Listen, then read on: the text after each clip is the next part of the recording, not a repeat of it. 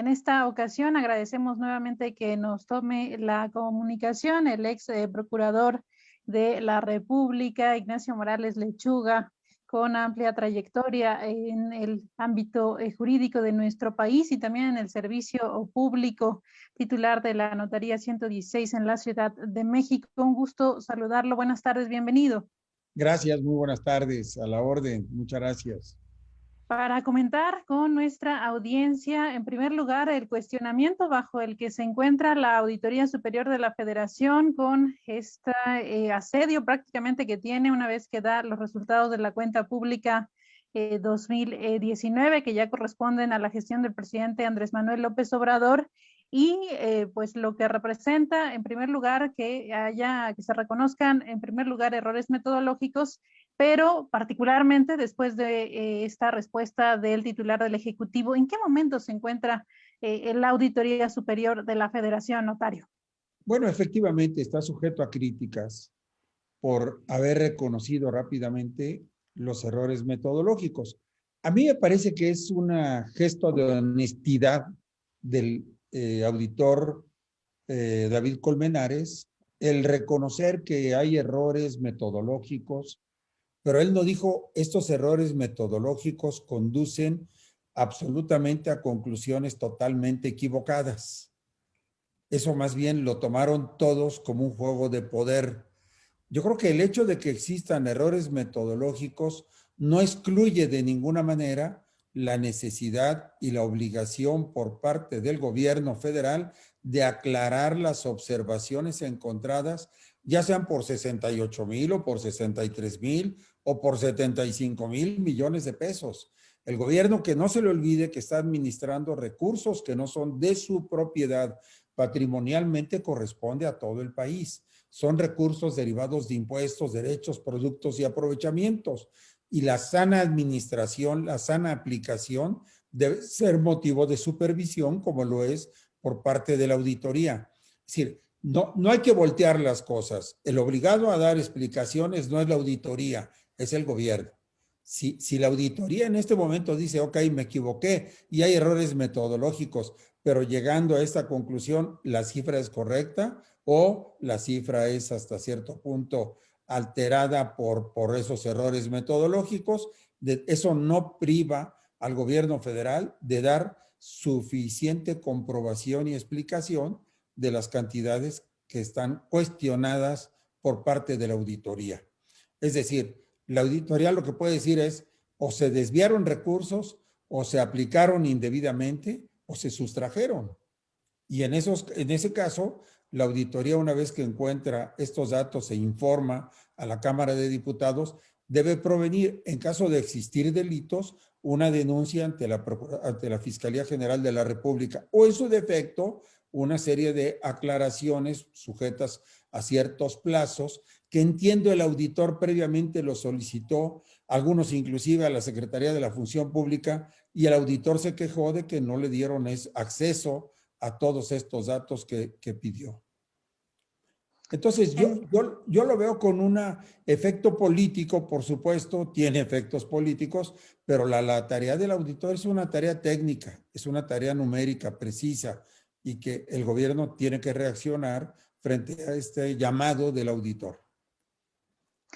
En en estos datos que dio la Auditoría Superior, que ya corresponde, digamos, a la administración del presidente Andrés Manuel López Obrador, usted como amplio conocedor del sector público con varios antecedentes, ¿qué es lo que le toma por sorpresa, digamos, que se clarifique nuevamente, que sean las obras insignia las más cuestionadas, que sean precisamente los programas sociales? ¿Qué es lo que más le llamó la atención de este informe que dio la auditoría, notario? Lo que me llamó la atención, desde luego, es la discrepancia de números, los razonamientos que hace el auditor sobre un exceso del gasto que no debió haber ocurrido, y tercero, una opacidad o falta de transparencia y de comprobación de ciertos gastos. Yo siento que con la desaparición de todos los organismos autónomos y de alguna centralización de compras, pues obviamente las cosas no pueden salir bien. Es como cuando usted tiene una tubería de media pulgada por donde se conduce agua y de pronto la avienta a presión de una pulgada, pues la tubería va a reventar. Y eso es lo que ha estado pasando en cierto sentido.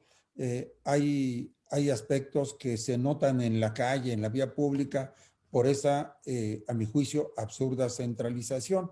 No sé si usted ha pasado a una farmacia a buscar algunos medicamentos y le dicen, pues no hay, los laboratorios no están entregando.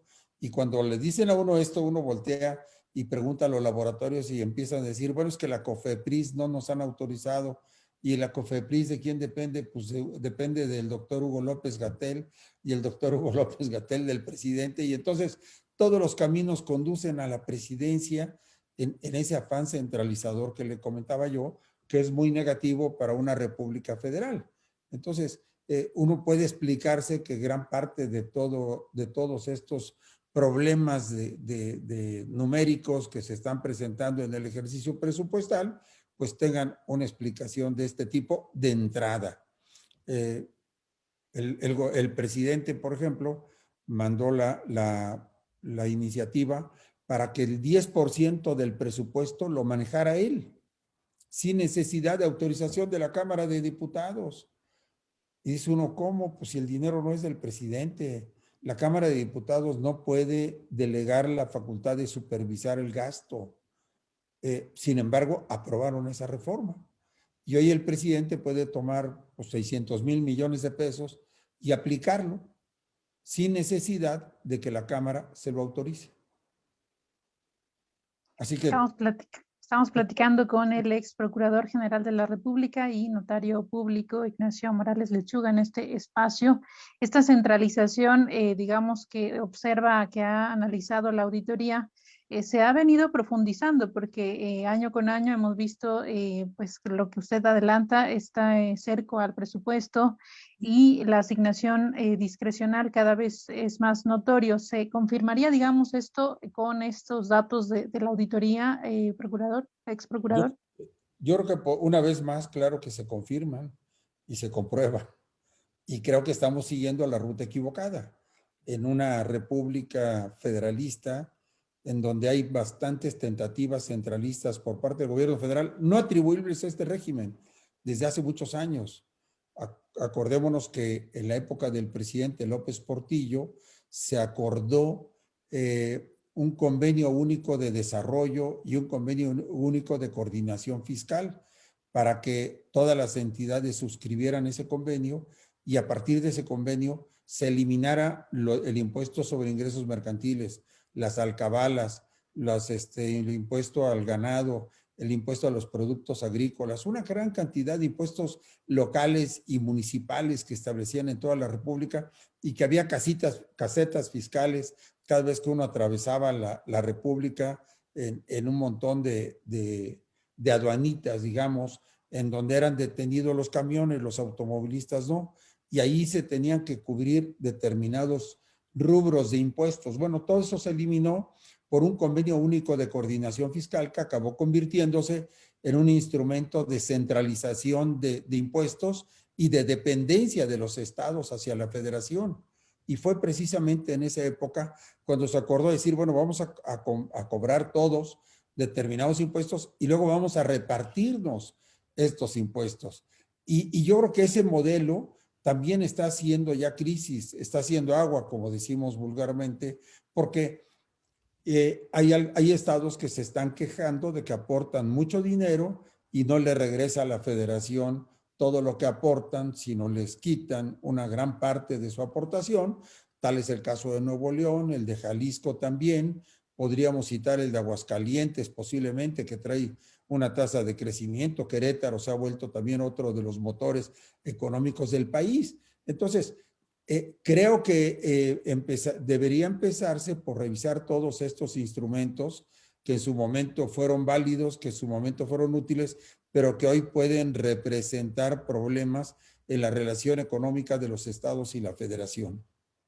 Y la relación política sobre todo. Sí, desde luego, desde luego.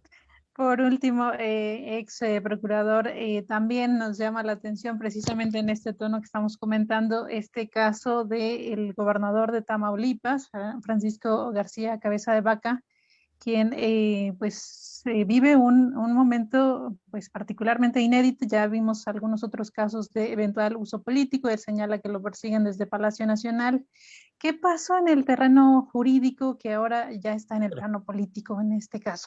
Digamos que está el artículo 111 de la Constitución General de la República, que establece que para la procedencia, digamos, de la acusación de la Fiscalía, la Cámara de Diputados debe revisarlo. No se establecen garantías de audiencia y legalidad dentro de la Cámara de Diputados. O sea, el gobernador se queja y no está en el 111 que deba ser notificado, que deba ser emplazado, que pueda acudir a la Cámara de Diputados a defender su caso. No, simple y llanamente los diputados pueden tratarlo supuestamente a espaldas del gobernador y turnar a la Cámara de Diputados local. Aquí está el punto, el artículo 84 de la Constitución de Tamaulipas, sin hacer una remisión, habla de un procedimiento, pero para los delitos del fuero común, y en el fuero federal guarda silencio. Lo menciona, pero no remite ni tampoco lo condiciona todo el procedimiento. Y aquí surgen dos tesis. Una, que dicen, bueno, la Cámara de Diputados Federal turna a la Cámara de Diputados local para el efecto de que nombren quién es el reemplazante del gobernador, pero no para que autorice la procedencia de la acción de la Fiscalía General de la República. Y otros que pensamos que la Corte, la Constitución es respetuosa de la autonomía de los estados y que debiera tomarse en consideración la opinión de la Cámara Legislativa de Tamaulipas. Y esta debería autorizar la actuación de la Fiscalía General de la República contra el gobernador. Los partidarios de la primera tesis dicen, no, porque eso sería condicionar un delito federal exclusivo competencia de la federación al Estado. Pero tampoco hay un procedimiento que le dé respeto y respuesta a un gobernador antes de ser indiciado y antes de ser puesto a disposición de los jueces. Es decir, va a ser entonces puesto a disposición de los jueces con interrupción de su cargo, del ejercicio de su cargo. Y llama la atención que desde el anuncio se hizo en la mañanera. ¿Por qué la mañanera es el foro para que la Fiscalía General de la República, que es un organismo autónomo, vaya al micrófono del presidente y desde ahí dé a conocer la existencia de esta acusación en contra del gobernador de Tamaulipas? Y claro, son delitos graves como son delincuencia organizada, el tema también de hidrocarburos, delitos contra los hidrocarburos.